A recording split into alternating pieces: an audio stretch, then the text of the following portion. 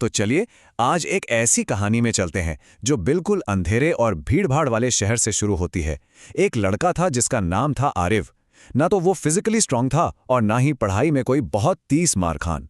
एक बिल्कुल आम सा लड़का जिसे स्कूल और शहर में लोग लिटरली इग्नोर करते थे, बल्कि कुछ लोग तो उसकी इस कमजोरी का बुरी तरह मजाक भी उड़ाते थे। उनके लिए आरिफ एक बेबस और बिल्कुल नॉर्मल लड़का था जिसका इस दुनिया में वजूद ना के बराबर था। लेकिन सच बताऊं, इस शांत चेहरे के पीछे एक बहुत गहरा दर्द छिपा था। ये उस रात की बात है जब यह सफर पूरी तरह से एक डार्क और रहस्यमयी मोड़ लेने वाला था। आरिफ रोज अंधेरे में अकेले बैठता और उसके अंदर सिर्फ एक ही सवाल बार बार गूंजता रहता था। क्या मैं कभी किसी से बेहतर बन सकता हूं? क्या मैं जिंदगी भर ऐसे ही कमजोर रहूंगा? अब सोचिए, उस लड़के का अकेलापन उसकी आत्मा को अंदर ही अंदर खा रहा था। यह सिर्फ एक मामूली सवाल नहीं था, ये एक ऐसी भूख थी जिसने उसे उस रात एक अनजान रास्ते पर निकलने के लिए मजबूर कर दिया। एक ऐसी रात जिसने आगे चलकर सब कुछ हमेशा के लिए बदल दिया। वह रात वाकई बिल्कुल आम नहीं थी। आसमान से बहुत भारी बारिश हो रही थी, हवाएं शोर मचा रही थीं और भयानक बादलों की गरज के बीच अचानक तेज बिजली चमक रही थी। अरे बिल्कुल अकेला इस तूफानी सड़क पर चल रहा था। तभी अचानक उसकी नजर पड़ती है एक बहुत ही पुराने, टूटे हुए, खंडर हो चुके मंदिर पर। आसपास कोई नहीं था, सिर्फ एक डरावना अंधेरा था। पता नहीं क्यों उस तूफानी हवा के बीच एक अजीब सी कशिश ने उसे अपनी तरफ खींचा और वो उस अंधेरे मंदिर के अंदर चला गया। अंदर तेज हवाएं गूंज रही थीं और बिल्कुल बीचों बीच एक पुरानी रहस्यमयी मूर्ति चमक रही थी।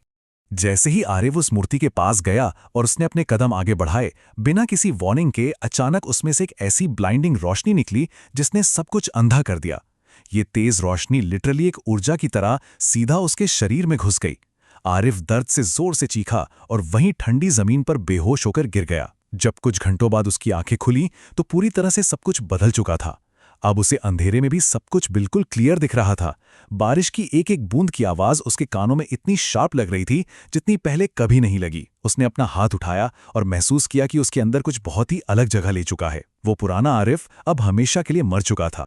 आप देखिए, इस भयानक बदलाव का चमत्कार अगले ही दिन दिखा। स्कूल में जब हमेशा की तरह एक बुली ने उसे जोरों से धक्का दिया तो इस बार आरिफ जमीन पर नहीं गिरा। उसके दिमाग के सोचने से पहले ही उसके शरीर ने ऑटोमेटिकली उस बुली का मूव कॉपी कर लिया और उसे उससे भी परफेक्ट और खतरनाक तरीके से जमीन पर पटक दिया। सब लोग पूरी तरह शॉक में थे। आरिफ खुद हैरान था कि भाई ये मैंने कैसे किया। फिर उसने खुद को टेस्ट करना शुरू किया। एक एथलीट को ग्राउंड पर दौड़ते देखा और तुरंत उसकी स्पीड कॉपी कर ली। एक फाइटर का वीडियो देखा और बिना किसी ट्रेनिंग के उसकी फाइटिंग स्टाइल को पूरी तरह मास्टर कर लिया। और धीरे धीरे उस पर एक रहस्यमयी सच्चाई सामने आई। इस अनोखी ताकत का नाम था द पावर ऑफ रिफ्लेक्शन। यानी आरिफ किसी भी इंसान की एबिलिटी को सिर्फ एक बार देखकर कॉपी कर सकता था और उसे उस असल इंसान से भी एक बेटर, हायर लेवल पर इस्तेमाल कर सकता था। वो सच में दुनिया की सबसे बड़ी ताकत बनने वाला था। लेकिन शुरुआत में उसने समझदारी दिखाई। उसने अपनी ये बेहिसाब पावर सबसे छुपाई, क्योंकि वो अच्छी तरह जानता था कि अगर दुनिया को इसके बारे में पता चल गया तो पूरी दुनिया और सिस्टम हमेशा के लिए उलट जाएगा। लेकिन शांति शायद आरिफ की किस्मत में थी ही नहीं। एक दिन शहर में मौत और तबाही का साया बनकर एक बेहद पावरफुल क्रिमिनल आ धमका। उस विलेन के इरादे भयानक थे और वो बस तबाही मचा रहा था। पुलिस की सारी गोलियां, सारी फोर्सेस पूरी तरह फेल हो चुकी थी। लोग डर के मारे इधर उधर भाग रहे थे। तब आरिफ ने उन जलती हुई सड़कों पर खड़े होकर खुद से कहा कि अब चुप रहना गलत होगा, और वो निकल पड़ा उस विलेन का सामना करने, एक ऐसी टक्कर के लिए जिसने उसका पूरा रास्ता ही बदल दिया। जब आरिफ उस दुश्मन के सामने पहुंचा तो पहली बार वो डरा हुआ था। उस क्रिमिनल का आर्सेनल सच में बेहद खौफनाक था। उसके पास फायर कंट्रोल की ताकत थी, किसी को भी कचुम्बर बना देने वाली सुपर स्ट्रेंथ थी और अपनी चोटों को तुरंत ठीक करने की ताकत यानी रीजेनरेशन थी। आरिफ के पांव कांप रहे थे जब वो इस मौत के फरिश्ते के आगे खड़ा था। लेकिन जैसे ही आरिफ की आंखों ने उस दुश्मन की पावर्स को ध्यान से देखा, अचानक सब कुछ रुक गया। उसकी आंखों ने उन सभी पावर्स को डीपली समझ लिया था। और आगे जो हुआ वो किसी ने सपने में भी नहीं सोचा था। सिर्फ एक सिंगल सेकंड। इस एक सेकंड के अंदर आरिफ ने उस क्रिमिनल की सारी पावर्स को पूरी तरह कॉपी कर लिया। और फिर शुरू हुई एक ऐसी मौत की फाइट जिसका कोई हिसाब नहीं। दुश्मन जितना ज्यादा अटैक करता, आरिफ के पास हर अटैक का सबसे खतरनाक जवाब था। एनिमी जितना स्ट्रांग होता गया, आरिफ उसकी ही पावर्स का इस्तेमाल करके उससे एक स्टेप आगे निकलता गया। उसकी आग दुश्मन से ज्यादा गर्म थी, उसकी स्पीड उससे ज्यादा तेज थी, और आखिरकार उस बुराई का अंत हुआ और आरिफ जीत गया। पूरा शहर आग से बच गया था। धुआं छटने लगा और लोगों ने आरिफ को अपना सबसे बड़ा हीरो मान लिया। चारों तरफ उसकी जय जयकार हो रही थी। लेकिन यहां ध्यान देने वाली बात यह है कि कहानी यहां खत्म नहीं होती, बल्कि यहां से एक बड़ा डार्क ट्विस्ट शुरू होता है। जैसे ही लोगों की भीड़ उसकी तारीफ कर रही थी, आरिफ के अंदर एक नई फीलिंग ने जन्म लिया। ये था पावर का नशा। उस अनोखी ताकत के टेस्ट ने उसके अंदर की मासूमियत को खत्म कर दिया और एक गहरा अंधेरा जगा दिया। अब आरिफ रुकने वाला नहीं था। उसके अंदर ताकत की ऐसी भूख पैदा हुई जो शांत होने का नाम ही नहीं ले रही थी। वो दुनिया के सबसे स्ट्रांग लोगों को ढूंढने लगा, उनसे दुश्मनी करता, उनसे लड़ने जाता, और ये सब किस लिए? सिर्फ और सिर्फ उनकी पावर्स को चुराने के लिए। वक्त के साथ उसके पास पावर्स का एक ऐसा खजाना इकट्ठा हो गया कि कोई उसका मुकाबला ही नहीं कर सकता था। बेपनाह स्पीड, तबाह करने वाली एनर्जी, सारे एलिमेंट्स पर काबू और लोगों के दिमाग को गुलाम बनाने वाला माइंड कंट्रोल, लिटरली सब कुछ उसके पास था। उसका खौफ पूरी दुनिया में फैल गया। लोग अब उसे उसके नाम से नहीं बुलाते थे, लोग उसे कहते थे अनडिफीटेड, वो जिसको हराना नामुमकिन था। लेकिन एक रात जब वो अपने अंधेरे और खाली कमरे में अकेला बैठा था, जहां कोई शोर नहीं था, तब उसके अंदर से उसकी खुद की एक आवाज आई। उस आवाज ने उसे चेतावनी दी कि जो इंसान जितना ज्यादा दूसरों को कॉपी करता है, वो उतना ही ज्यादा खुद को खो देता है। उस ताकत के नशे ने उसे अंदर से बिल्कुल अकेला और खोखला कर दिया था।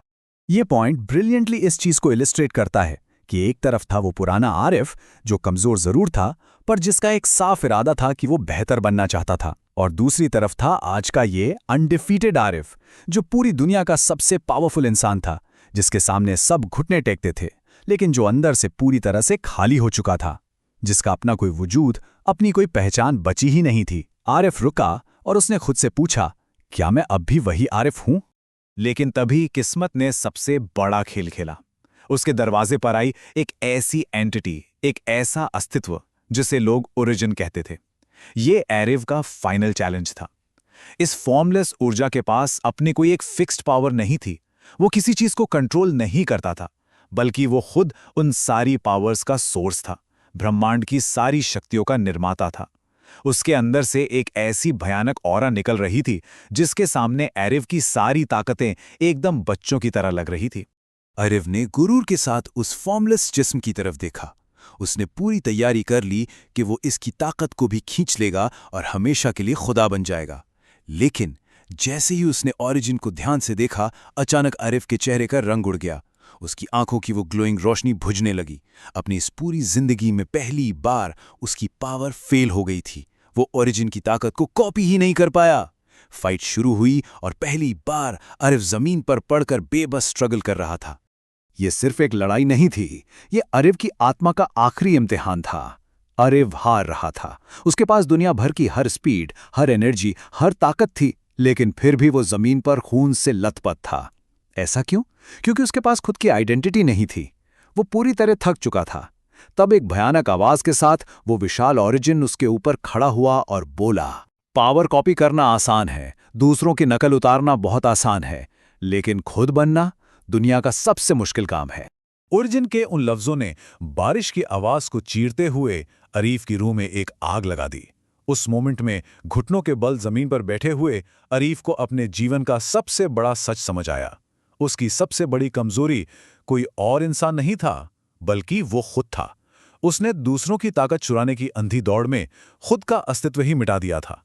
जब किसी इंसान के पास सिर्फ दूसरों की परछाइयां होती हैं, तो उसकी अपनी असल रोशनी पूरी तरह से अंधी हो जाती है। उस घंघोर बारिश और तबाही के बीच आरिफ ने अपना आखिरी और सबसे बड़ा फैसला लिया। उसने अपना पहला कदम उठाया। पिछले सालों में जितनी भी ताकतें, जितने भी ऑरा उसने चुराए थे, उसने अपने शरीर से उन सबको हमेशा के लिए रिलीज कर दिया। एक एक करके सारे रंग बिरंगे ऑरास को छोड़कर हवा में उड़ गए। उसने अपना सब कुछ त्याग दिया। उसके बाद दूसरे कदम में उसने अपनी एक छोटी सी सफेद रोशनी यानी अपनी ओरिजिनल विल को जगाया। उसकी अपनी असली इच्छा शक्ति और उस इच्छा शक्ति को जोड़कर आखिर में उसने किया एक बेहद खतरनाक और ब्लाइंडिंग फाइनल अटैक। चलिए देखते हैं इसका आखिर अंजाम क्या हुआ। एक धमाके के बाद जब वो सारी एनर्जी खत्म हुई तो वहां छा गई एक खूबसूरत घनी शांति। धुआं हटने लगा था। ना वहां अब ओरिजिन का कोई निशान था और ना ही गुरूर में अंधा हुआ वो पुराना एरिफ था। वहां पर सिर्फ एक नया इंसान खड़ा था जिसके चेहरे पर अब गहरी शांति थी। वो आज भी ताकतवर था, लेकिन इस बार किसी और की कॉपी की हुई ताकत से नहीं, बल्कि खुद की वजह से, अपने सच्चे रूप की वजह से। ये पूरी कहानी सच में सोचने पर मजबूर करती है कि इंसान कभी-कभी क्या पाने के लिए अपना सब कुछ खो बैठता है। उसकी अपनी सच्ची पहचान उसके जीवन का सबसे बड़ा अस्त्र होती है। एक बहुत ही खूबसूरत और गहरी बात से इस दास्तान का अंत होता है।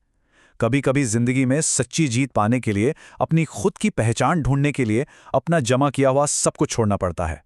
ये सफर आखिर में एक बहुत बड़ा सवाल छोड़ जाता है कि क्या दूसरों की नकल करने की इस अंधी दौड़ में इंसान अपना असल रूप खो बैठता है? सोचिए जरूर इस बारे में।